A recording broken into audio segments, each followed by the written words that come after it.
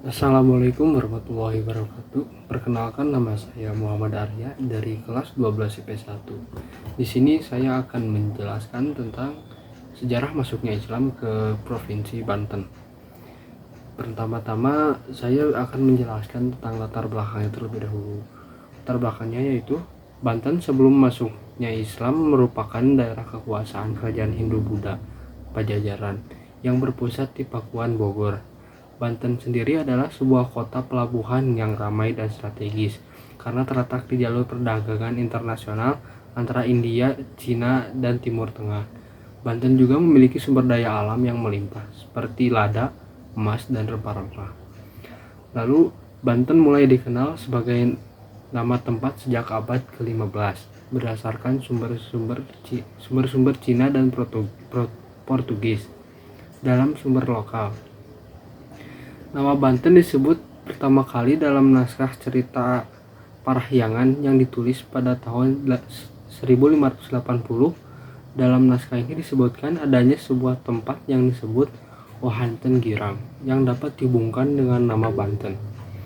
Lalu kita masuk ke dalam intinya, mulai masuknya Islam. Islam masuk ke Banten memulai dua jalur utama, yaitu jalur perdagangan dan jalur dakwah.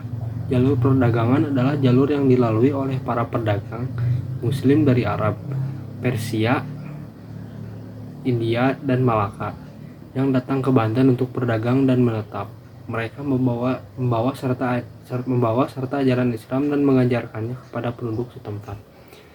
Lalu jalur dakwah adalah jalur yang dilalui oleh para ulama dan wali dari Jawa yang datang ke Banten untuk menyebarkan Islam dan mendirikan pesantren.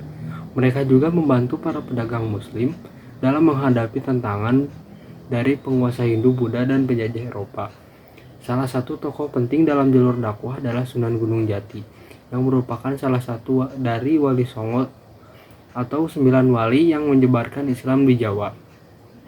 Sunan Gunung Jati lahir di Pasai, Aceh pada tahun 1448. Ia belajar agama dari Syekh Ibrahim As-Samarkandi di Samarkandi, Uzbekistan. Kemudian kembali ke Aceh dan menikahi putri Sultan Malikusaleh. Lalu pada tahun 1479 Sunan Gunung Jati berangkat ke Jawa untuk berdakwah. Ia singgah di Demak dan berguru kepada Sunan Ampel. Ia kemudian mendirikan pesantren di Cirebon dan menjadi raja pertama kerajaan Cirebon.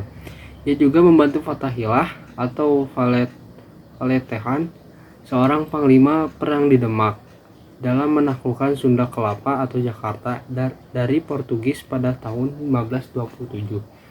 Setelah berhasil merebut Sunda Kelapa, Sunan Gunung Jati dan Fatahillah melanjutkan perjuangan mereka ke arah barat.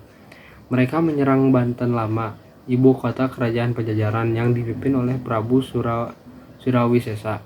Pertempuran sengit terjadi antara pasukan Islam dan pasukan Hindu-Buddha. Akhirnya pada tahun 1527, Banten Lama jatuh ke tangan pasukan Islam. Sunan Gunung Jati kemudian menobatkan Hasanuddin, putra Fatahillah, sebagai raja pertama Kesultanan Banten dengan gelar Maulana Hasanuddin. Sunan Gunung Jati sendiri kembali ke Cirebon dan wafat pada tahun 1568. Makamnya berada di Gunung Jati, Cirebon. Lalu berkembangnya Islam. Islam berkembang pesat di Banten setelah berdirinya Kesultanan Banten. Maulana Hasanuddin membangun masjid dan istana di Banten Lama, yang kemudian dikenal sebagai Masjid Agung Banten dan Keraton Surosowan. Ia juga memperluas wilayah kekuasaannya hingga ke Lampung, Sumatera Selatan, dan Kalimantan. Maulana Hasanuddin digantikan oleh putranya, Maulana Yusuf, pada tahun 1570. Maulana Yusuf memindahkan ibu kota dari Banten Lama ke Banten Girang, yang lebih dekat dengan pelabuhan. Ia juga memperkuat dengan hubungan dagang dengan negara-negara lain, seperti Aceh, Turki Utsmani, Inggris, dan Belanda. Ia juga mengirim utusan ke Makkah untuk menjalin hubungan dengan dunia Islam. Maulana Yusuf wafat pada tahun 1580 dan digantikan oleh putranya yaitu Maulana Muhammad. Maulana Muhammad memindahkan ibu kota lagi dari Banten Kirang ke Kawali atau sekarang kota Serang.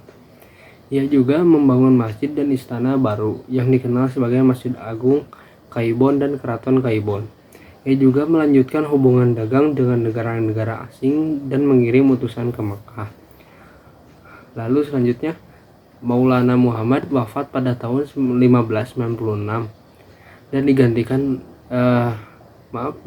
oleh putranya Maulana Abdul Qadir. Maulana Abdul Qadir memindahkan ibu kota lagi dari Kawali ke Pakuwon atau yang sekarang kota Serang. Ia juga membangun masjid dan istana baru yang dikenal Masjid Agung Pakuwon dan Keraton Pakuwon.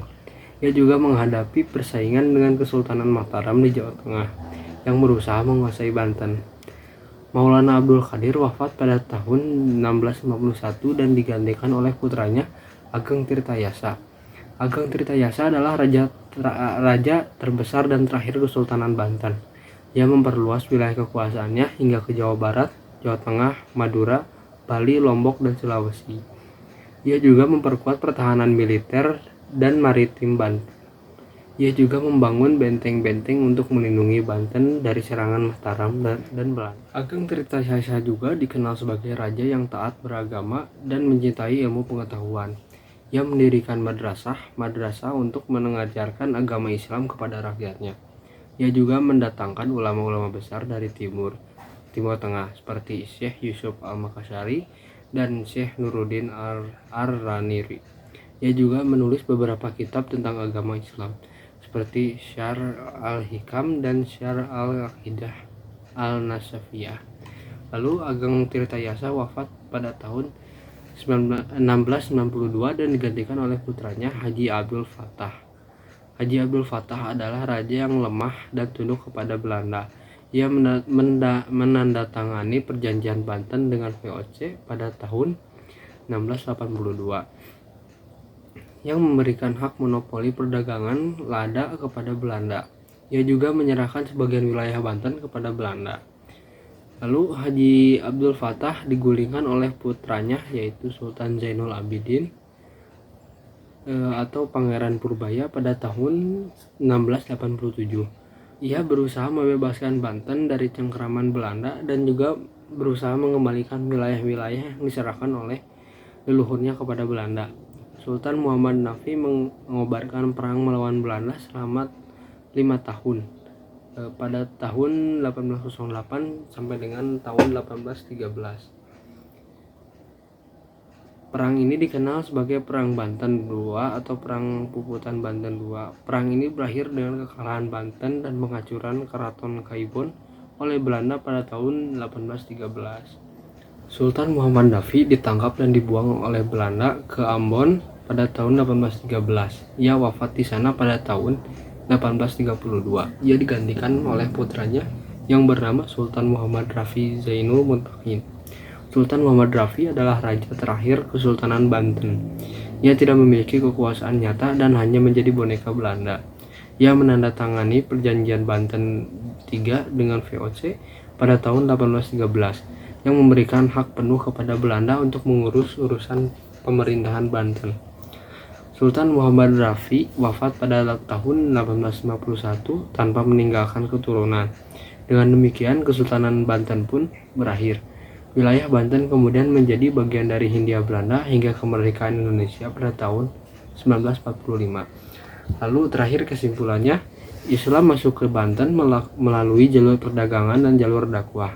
Islam berkembang pesat di Banten setelah berdirinya Kesultanan Banten pada tahun 1527. Kesultanan Banten mengalami masa kejayaan dan kemunduran sepanjang sejarahnya.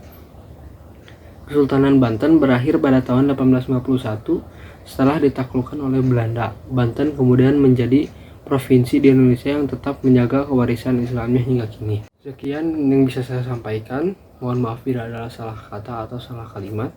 Wassalamualaikum warahmatullahi wabarakatuh.